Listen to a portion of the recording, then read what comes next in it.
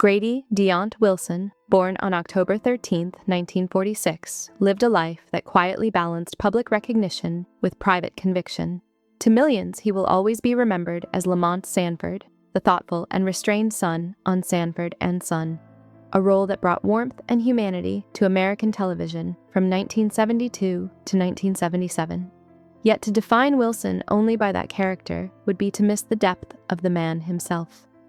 He was many things across his lifetime: an actor shaped by discipline, a writer driven by reflection, a soldier tested by hardship, a pastor guided by faith, and a husband and father anchored by love.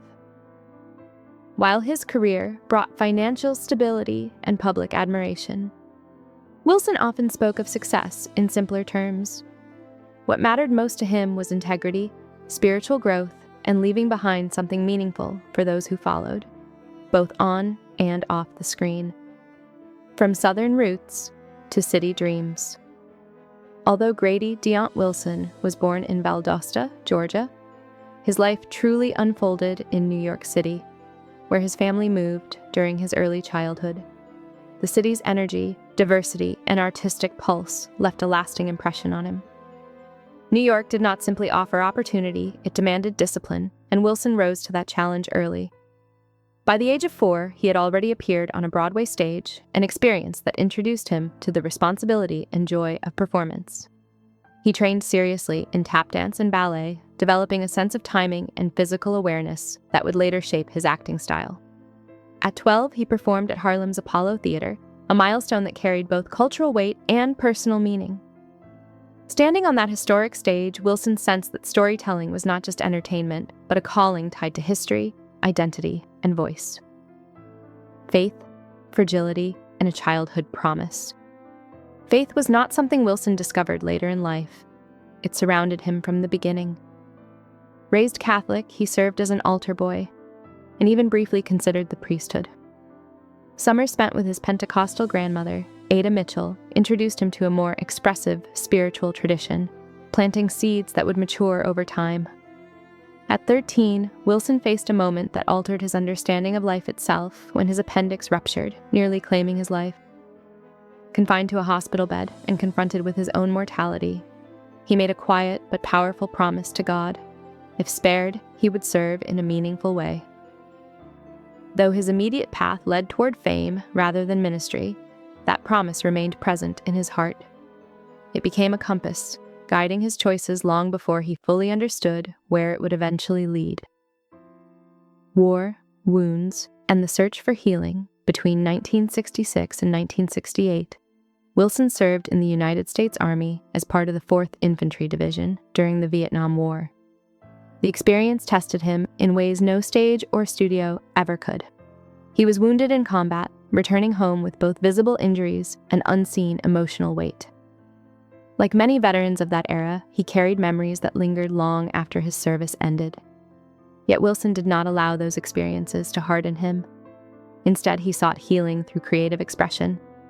Returning to New York, he immersed himself in theater, performing in Broadway and off-Broadway productions that allowed him to explore pain, resilience, and human complexity. Acting became more than a profession. It became a form of survival and understanding. Through art, Wilson began to reconcile who he had been with who he was becoming, finding his footing on screen. Wilson's transition from stage to screen unfolded gradually, shaped by patience rather than overnight success. He appeared in guest roles on well-known television series such as Mission, Impossible, and All in the Family, often leaving a lasting impression despite limited screen time. His film work during the early 1970s, including appearances in The Organization and Dealing or the Berkeley to Boston 40 Brick Lost Bag Blues, helped refine his on-camera presence. What stood out was his restraint. Wilson did not overpower scenes, he grounded them. Casting directors noticed his ability to convey thoughtfulness and quiet strength, qualities that made him relatable and real. These early roles were not stepping stones in the conventional sense, but lessons in patience and craft. Each performance prepared him for the role that would define his career and introduce him to a global audience. Becoming Lamont Sanford. In 1971, Wilson was cast as Lamont Sanford on Sanford and Son, a decision that would shape television history. His portrayal of Lamont offered balance to the explosive humor of Red Fox's Fred Sanford. Where Fred was loud and chaotic, Lamont was steady and sincere. Their chemistry created a dynamic that felt authentic, capturing the tensions and tenderness of a complicated father-son relationship. Audiences connected deeply with Lamont because he represented responsibility, empathy, and moral grounding.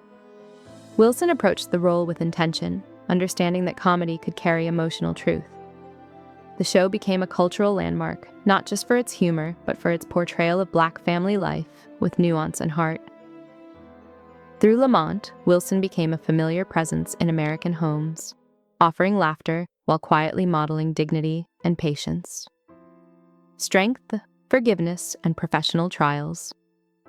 When Red Fox temporarily left the series in 1974 due to contractual disputes, Wilson unexpectedly found himself carrying the emotional and narrative weight of the show. He rose to the challenge with professionalism, though the situation was personally painful. What hurt most, Wilson later reflected, was learning of Fox's departure indirectly rather than through a personal conversation. Still, he chose grace over resentment.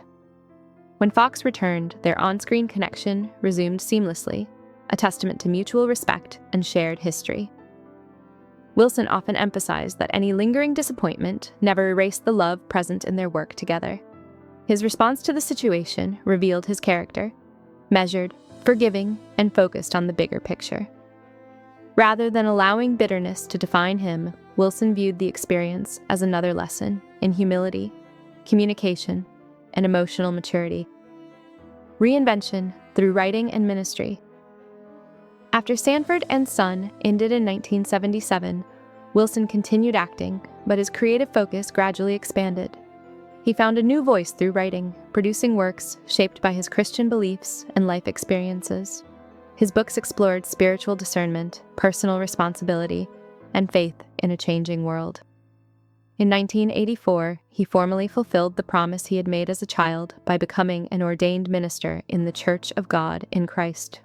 Ministry became central to his identity, not as a departure from his past, but as its continuation. He appeared regularly on faith-based programs and participated in projects that explored redemption and purpose.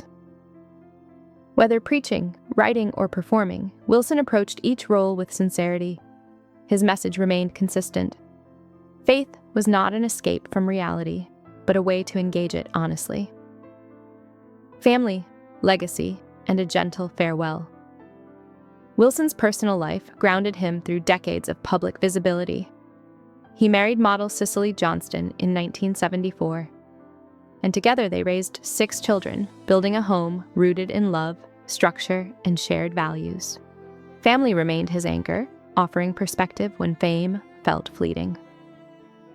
On January 30th, 2026, Wilson passed peacefully at his home in Palm Springs, California, following complications related to cancer. He was 79 years old. His passing marked the end of a life lived with intention rather than excess. While his career brought recognition and comfort, his true legacy rests in the example he set. Resilience shaped by faith, success tempered by humility, and creativity guided by conscience.